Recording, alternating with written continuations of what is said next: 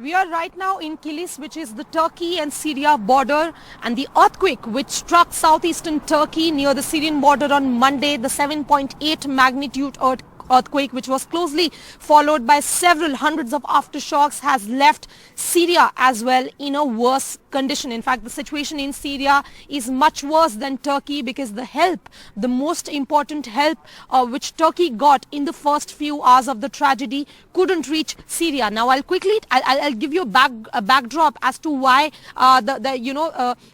sending in help in Syria became such a difficult situation, because there are many sanctions of the United Nations as well as the US on Syria. US said in 1979 that Syria is one of those countries which promotes terrorism, which supports terrorism, and it also finances them, and that's why sanctions were put on Syria by the US, and there were several sanctions by the United Nations as well. But now that such a tragedy has hit the two countries of Turkey and Syria, the most important help which could have been saved more lives couldn't reach Syria in the first most important bracket of 48 to 72 hours.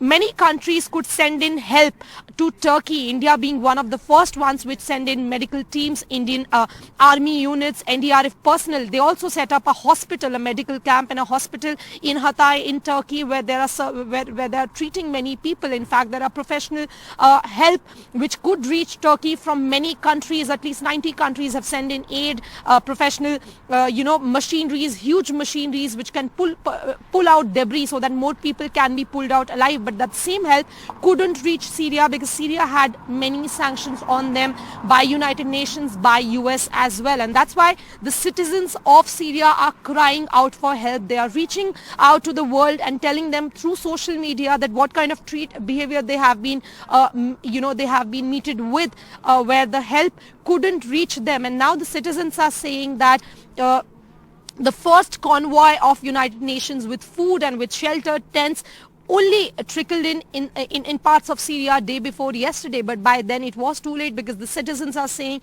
that first we need to bring out people, rescue people alive from beneath the rubble. Thousands of buildings have collapsed within seconds in parts of Syria as well, but the death toll in Syria, what we are getting to know, is more than 4,000. But in all likelihood, people are sources and journalists who are inside Syria, who are from Syria, who are tweeting from there, are telling us that the death toll is going to be much more than that, because right now many people, thousands of people are still stuck beneath the rubble. As we stand right now at the Turkey-Syria border, which is called Kilis. And of course, because since we do not have permission, we cannot go beyond this point. We can only tell you, and we really hope that the citizens in Syria get the much needed help. In fact, the UN said that at least 5.3 million people have lost their homes. This is the situation on the ground where we are standing, and in fact NDTV is one of the first Indian media teams to reach near the Syria border to tell you, to give you a sense of the situation on the ground. It is time to pray for Syria and Turkey, and also for UN to lift up the sanctions so that other countries can send in their aid, their help to Syria like they did in case of Turkey. I'm Tanushree Pandey reporting from Turkey and Syrian border, Kilis.